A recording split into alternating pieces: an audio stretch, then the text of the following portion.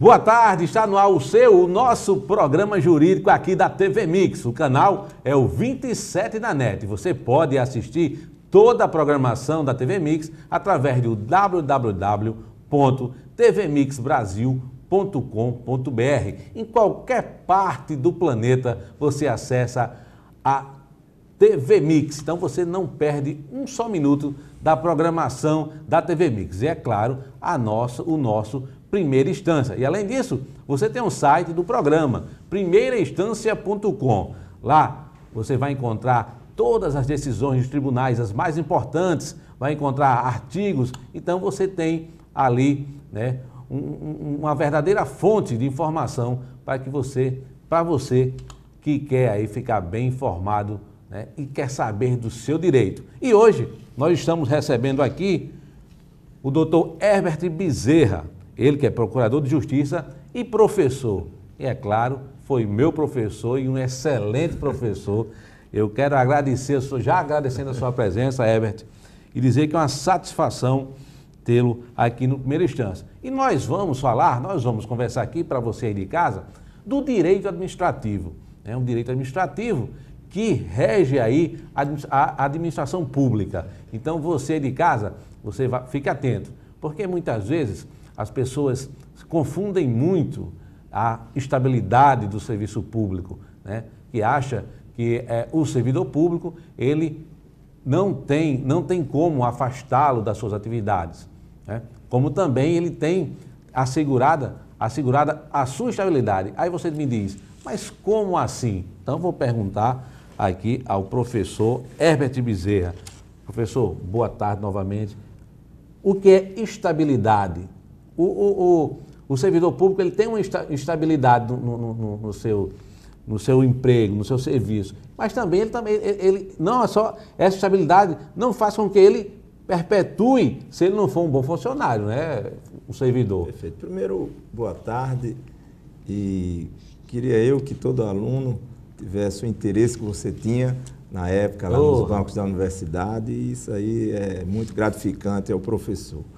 O tema que você aborda, nós de fato não temos uma ideia de estabilidade permanente, a estabilidade ela não é absoluta, o servidor ele pode sim mesmo, depois de certo tempo que se exige para se adquirir essa garantia chamada estabilidade, tendo em vista que com o correr do tempo ele se adapta, ele tem uma vivência na administração pública, em que ele também vai conquistando uma dependência econômica da remuneração do seu cargo, como a própria administração pública tem interesse que ele permaneça, tendo em vista que ele começa a desenvolver um trabalho na administração pública, e é importante para a administração ter alguém que já conheça, já desenvolva um trabalho que facilita para o cidadão que busca o serviço público. Herbert, mas como e quando o servidor público adquire essa estabilidade?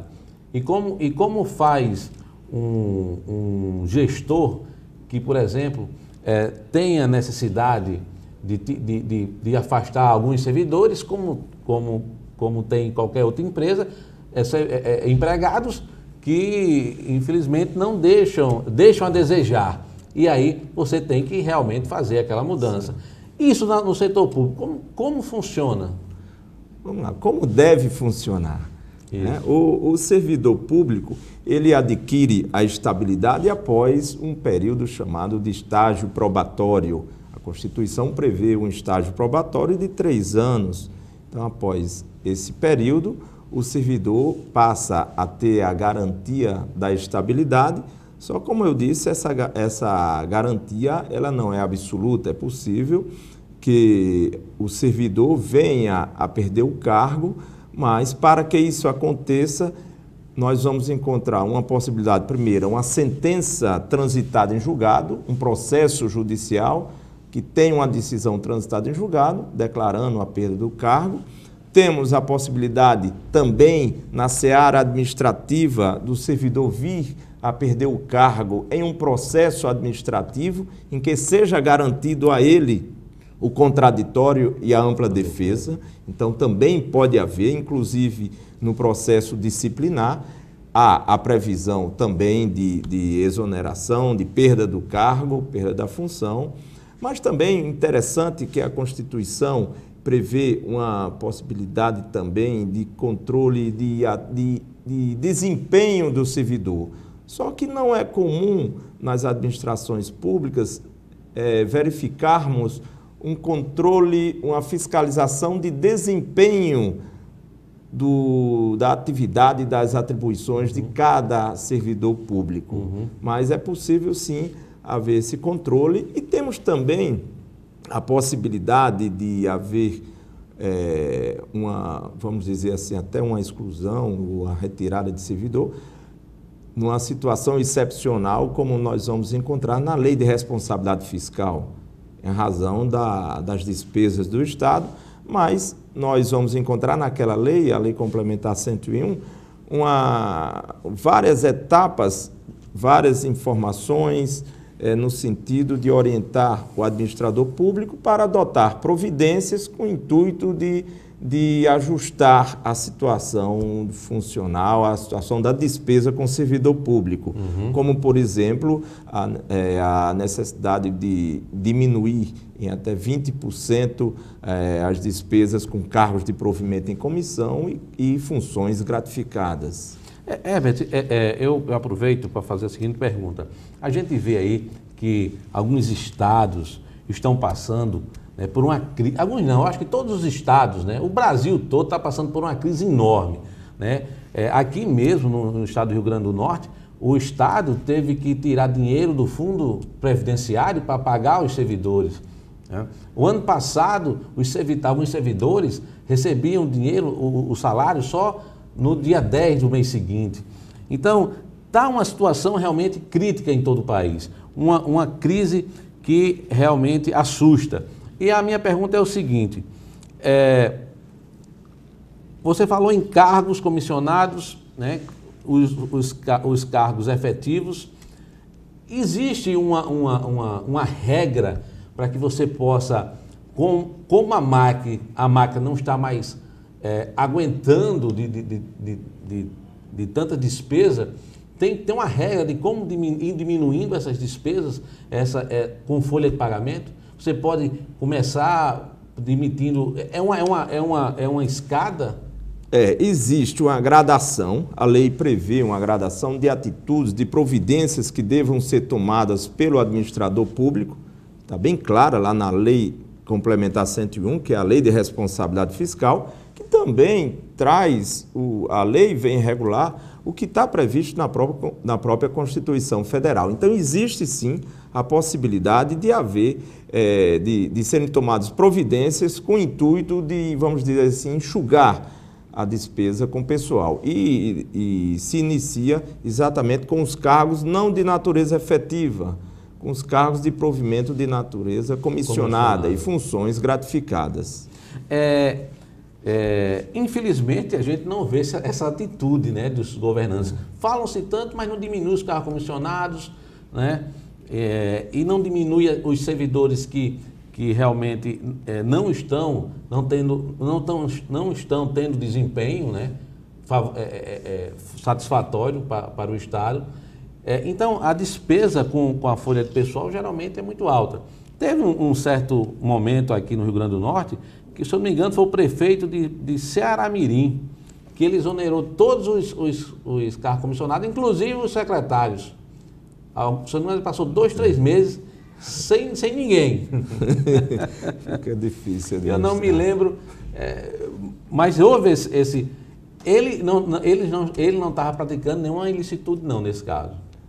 Bom, eu não conheço o caso concreto, aí teria que debruçar sobre os documentos, sobre os atos praticados pelo então prefeito municipal, que eu realmente não conheço. Ele ficou alguns, eu não sei, 2 ou 3 meses para poder ele pagar a folha no final do ano dos servidores.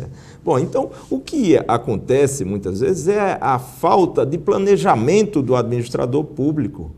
Nós temos o dinheiro público, se nós, em casa, nós procuramos controlar nossas despesas, fazemos nossa programação de despesas, o Estado tem a responsabilidade maior ainda, porque está lidando com dinheiro público, dinheiro do povo.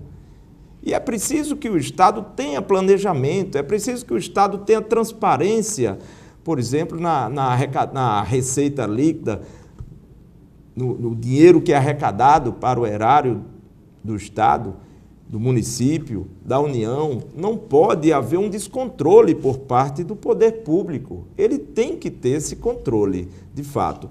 E tem outra situação também abordada com relação ao servidor. Vamos imaginar que um determinado órgão do Estado, do município, da administração pública, não interessa mais o seu funcionamento em razão de não haver mais interesse. Ou diminuiu a demanda, né? Com relação aos servidores, aqueles que não têm estabilidade, eles podem ser exonerados, mesmo os estáveis, aqueles concursados, mas que não têm estabilidade, eles vão poder ser exonerados, sim. Com relação aos estáveis, eles podem ficar em disponibilidade com remuneração proporcional ao tempo em que ele contribuiu, que ele trabalhou. Ok, Herbert. Próximo, vamos ao intervalo, mas no próximo bloco vamos conversar sobre a lei de improbidade administrativa. Okay. Vamos ao intervalo, daqui a pouco a gente volta com o seu programa jurídico aqui da TV Mix. Até já!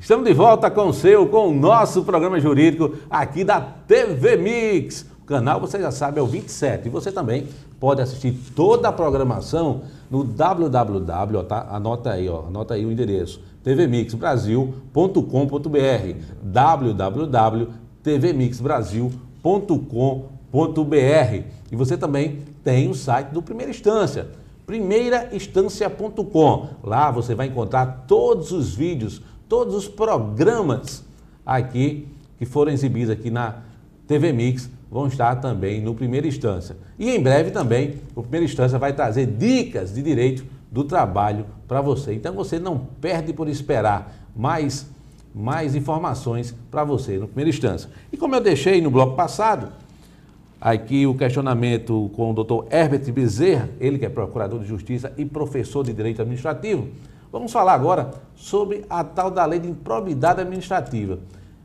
Quem pode cometer, quem está apto a cometer o crime de improbidade administrativa? Herbert. Primeiro, Rob, só fazer uma correção. A improbidade administrativa, o ato de improbidade administrativa, ele não tem natureza penal. Okay? Já houve essa discussão no passado e foi decidido, inclusive, pelo Supremo Tribunal Federal, que não tem natureza penal.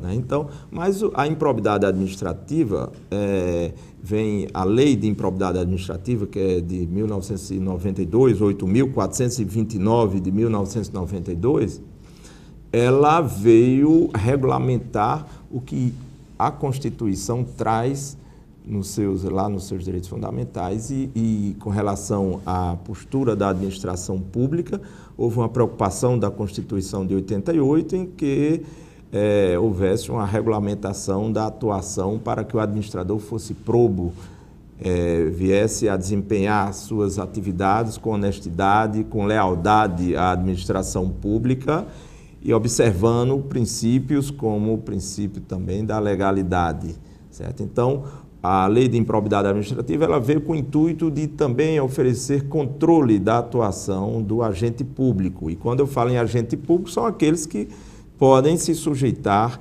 à ação com o intuito de vir a ser condenado por ato de improbidade administrativa.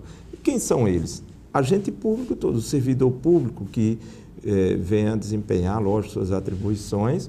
E também até é possível que um terceiro que venha excepcionalmente exercer alguma atividade pública, ele possa também vir a sofrer as sanções da lei de improbidade administrativa. Agora, eu queria que a gente conversasse um pouco sobre essas sanções.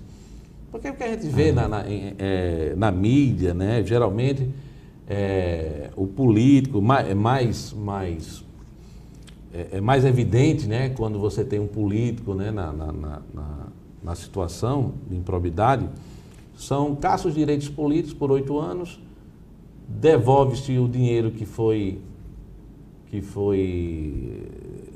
desviado, e muitas vezes não consegue devolver todo, né, porque eu acho que é quase que impossível se devolver o dinheiro, o centavo por centavo que o cara já gastou por aí pelo meio do mundo.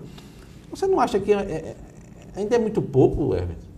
Bom, nós temos, para exercer esse controle da atividade pública, do agente público, nós temos o caminho também, o criminal, temos os crimes contra a administração pública, com punições bem severas, nós temos, na repercussão civil, nós temos a improbidade administrativa, que tem uma série de sanções, mas quais são os atos que podem, quais são as previsões na lei, o que é essa improbidade? Então, nós vamos encontrar 3 campos: o desvio de verba pública, o prejuízo, o dano ao erário público, né?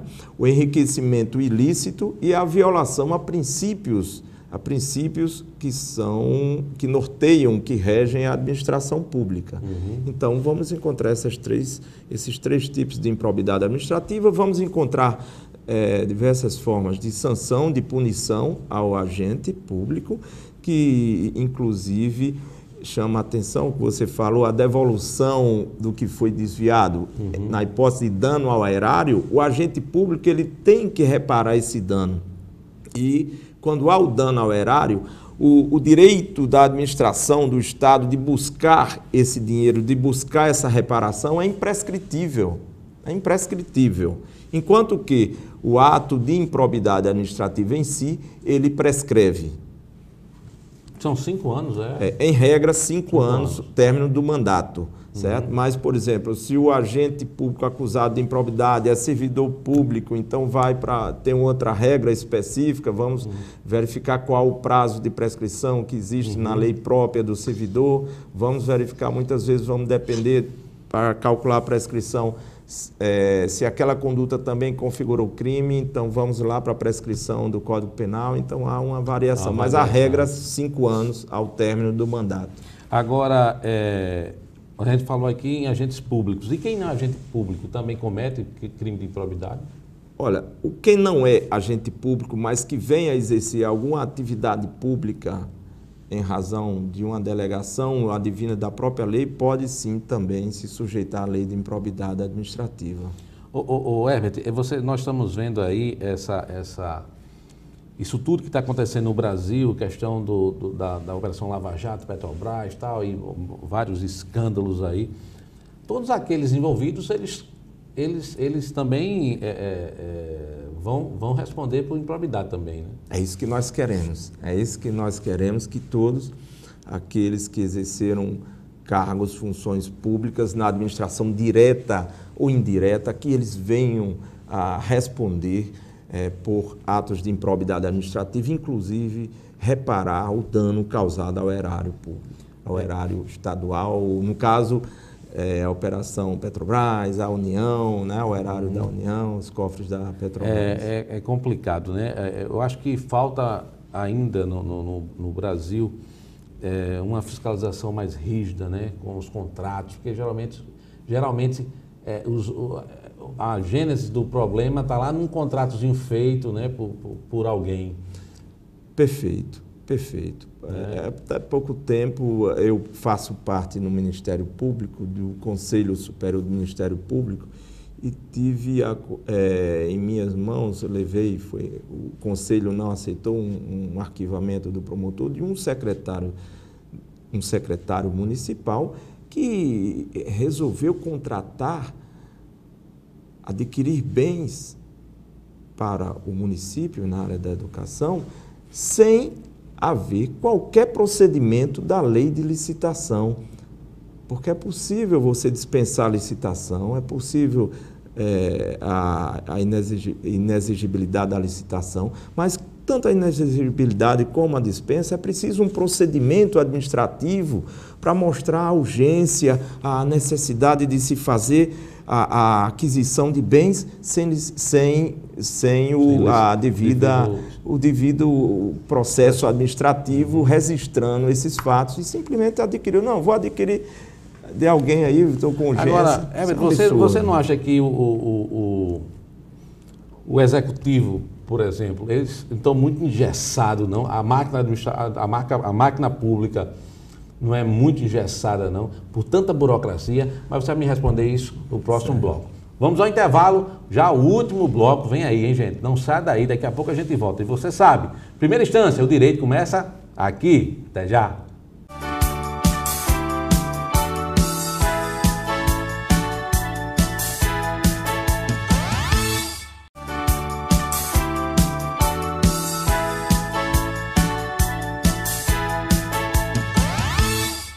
Estamos de volta com o nosso programa jurídico aqui da TV Mix. E hoje estamos recebendo aqui Herbert Bezerra, procurador de Justiça e professor de Direito Administrativo, ao qual eu tive o prazer de ser aluno, né? E estudar pra caramba, porque o homem aqui não alisava, não. Mas eu acho que foi por isso, Herbert. Que deu certo, que gostou. Que eu gostei do direito administrativo. É um direito realmente que eu lido com muito prazer, é o direito administrativo. Pena que o campo do direito administrativo não é tão grande como alguns outros, mas é muito bom, um direito muito bom.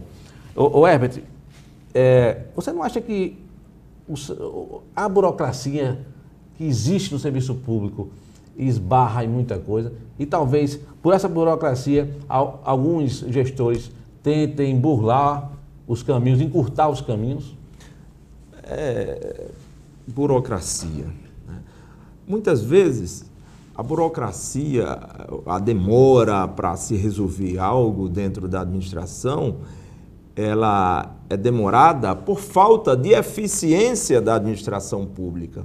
O gestor público, ele tem que investir no servidor, ele tem que preparar, ele tem que capacitar o servidor, ele tem que dar condições para que o servidor possa desempenhar suas funções com eficiência. A própria Constituição manda, um dos princípios que regem a administração pública, como você bem sabe, é o princípio da eficiência.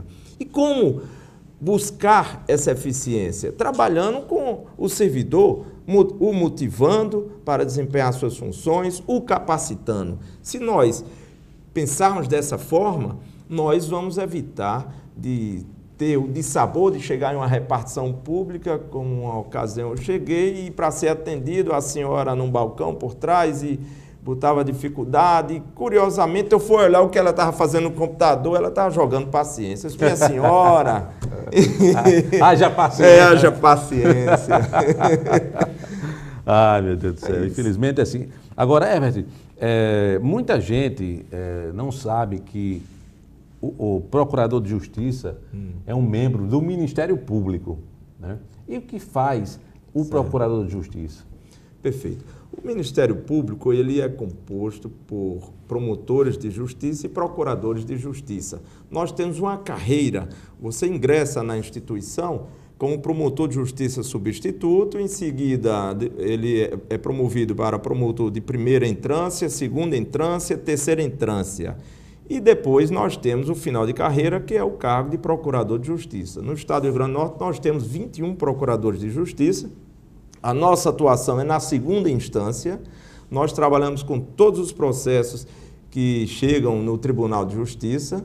Nós auxiliamos o Poder Judiciário, os promotores no primeiro grau, os procuradores de justiça no segundo grau, no caso, no Tribunal de Justiça. No âmbito federal, nós vamos encontrar os procuradores da República no primeiro grau, os subprocuradores da República no segundo grau.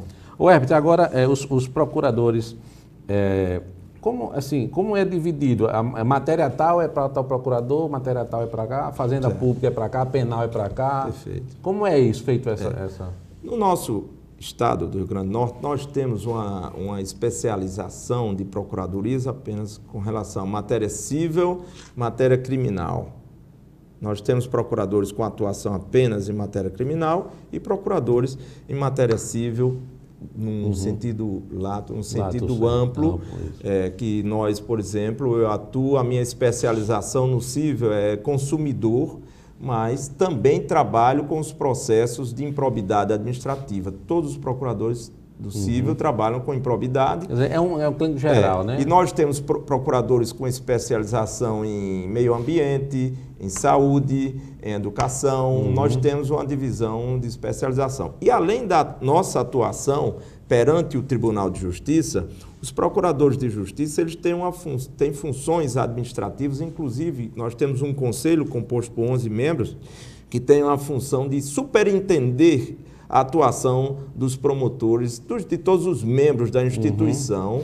Nós temos o Colégio de Procuradores também com atribuições, inclusive, de buscar sempre um equilíbrio de atuação entre os promotores para evitar que uns trabalhem mais que os outros. Então, o colégio faz esse trabalho de verificar as atribuições e sempre buscar a melhor eficiência da instituição.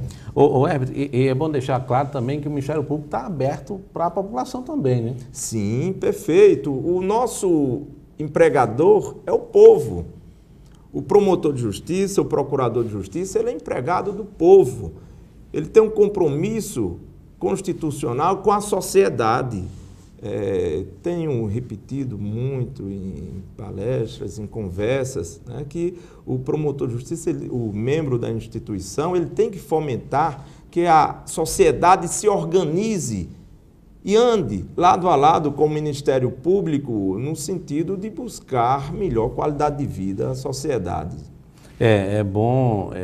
Isso é muito bom, que as pessoas muitas vezes acham que só quem pode fazer uma denúncia ao Ministério Público, é alguma entidade ou alguma pessoa de... Não, de forma alguma. De forma alguma, inclusive nós temos ouvidoria, quando o cidadão não quiser se identificar, ele pode ter acesso à ouvidoria, encaminhar alguma notícia, alguma reclamação, e há uma atuação excepcional no Estado.